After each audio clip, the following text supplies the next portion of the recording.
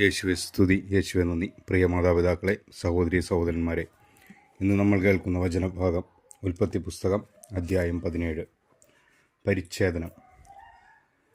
അബ്രാമിന് 99 വയസ്സായപ്പോൾ കർത്താവ് പ്രത്യക്ഷപ്പെട്ട് അവനോട് അരുളി ചെയ്തു, സർവശക്തനായ ദൈവമാണ് ഞാൻ. എൻ്റെ മുൻപിൽ വ്യാപരിക്കുക, കുറ്റമറ്റവനായി വർത്തിക്കുക. നീയുമായി ഞാൻ എൻ്റെ ഉടമ്പടി സ്ഥാപിക്കും. ഞാൻ നിനക്ക് വളരെയേറെ സന്തതികളെ നൽകും. അപ്പോൾ അബ്രാം സാഷ്ടാംഗം പ്രണമിച്ചു. ദൈവം അവനോട് അരുളി ചെയ്തു, ഇതാ നീയുമായുള്ള എൻ്റെ ഉടമ്പടി. നീ അനവധി ജനതകൾക്ക് പിതാവായിരിക്കും. ഇനിമേൽ നീ അബ്രാം എന്ന് വിളിക്കപ്പെടുകയില്ല. നിന്റെ പേര് അബ്രാഹം എന്നായിരിക്കും. ഞാൻ നിന്നെ അനവധി ജനതകളുടെ പിതാവാക്കിയിരിക്കുന്നു. നീ സന്താനപുഷ്ടിയുള്ളവനാകും. നിന്നിൽ നിന്ന് ജനതകൾ പുറപ്പെടും, രാജാക്കന്മാരും നിന്നിൽ നിന്ന് ഉത്ഭവിക്കും. ഞാനും നീയും നിനക്കു ശേഷം നിന്റെ സന്തതികളും തമ്മിൽ തലമുറ തലമുറയായി എന്നേക്കും ഞാൻ എൻ്റെ ഉടമ്പടി സ്ഥാപിക്കും. ഞാൻ എന്നേക്കും നിനക്കും നിന്റെ സന്തതികൾക്കും ദൈവമായിരിക്കും. നീ പരദേശിയായി പാർക്കുന്ന ഈ കാനാൻ ദേശം മുഴുവൻ നിനക്കും നിനക്ക് ശേഷം നിന്റെ സന്തതികൾക്കുമായി ഞാൻ തരും. എന്നെന്നും അത് അവരുടേതായിരിക്കും. ഞാൻ അവർക്ക് ദൈവമായിരിക്കുകയും ചെയ്യും. ദൈവം അബ്രാഹത്തോട് കൽപ്പിച്ചു, നീയും നിന്റെ സന്താനങ്ങളും തലമുറ തോറും എൻ്റെ ഉടമ്പടി പാലിക്കണം. നിങ്ങൾ പാലിക്കേണ്ട ഉടമ്പടി ഇതാണ്.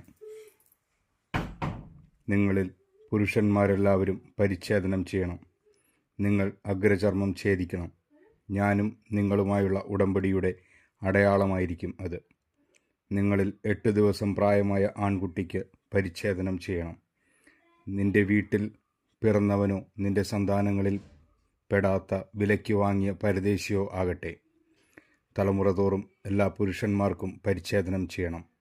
നിന്റെ വീട്ടിൽ പിറന്നവനും നീ വിലയ്ക്ക് വാങ്ങിയവനും പരിച്ഛേദനം ചെയ്യപ്പെടണം. അങ്ങനെ എൻ്റെ ഉടമ്പടി നിന്റെ മാംസത്തിൽ ശാശ്വതമായ ഒരു ഉടമ്പടിയായി നിലനിൽക്കും. പരിച്ഛേദനം ചെയ്യപ്പെടാത്ത പുരുഷനെ സമൂഹത്തിൽ നിന്ന് പുറന്തള്ളണം. അവൻ എൻ്റെ ഉടമ്പടി ലംഘിച്ചിരിക്കുന്നു. ഇസഹാക്ക്. ദൈവം അബ്രാഹത്തോട് അരുളി ചെയ്തു, നിന്റെ ഭാര്യ സാറായിയെ ഇനിമേൽ സാറായി എന്നല്ല വിളിക്കേണ്ടത്. അവളുടെ പേര് സാറ എന്നായിരിക്കും. ഞാൻ അവളെ അനുഗ്രഹിക്കും. അവളിൽ നിന്ന് ഞാൻ നിനക്കൊരു പുത്രനെ തരും. അവളെ ഞാൻ അനുഗ്രഹിക്കും. അവൾ ജനതകളുടെ മാതാവാകും. അവളിൽ നിന്ന് ജനതകളുടെ രാജാക്കന്മാർ ഉത്ഭവിക്കും. അപ്പോൾ അബ്രഹാം കമിഴ്ന്നു വീണ് ചിരിച്ചുകൊണ്ട് ആത്മഗതം ചെയ്തു, 100 വയസ്സ് തികഞ്ഞവന് കുഞ്ഞു ജനിക്കുമോ? 90 സാറ ഇനി പ്രസവിക്കുമോ? അബ്രഹാം ദൈവത്തോട് പറഞ്ഞു, ഇസ്മായേൽ അങ്ങയുടെ തിരുമുൻപിൽ ജീവിച്ചിരുന്നാൽ മതി.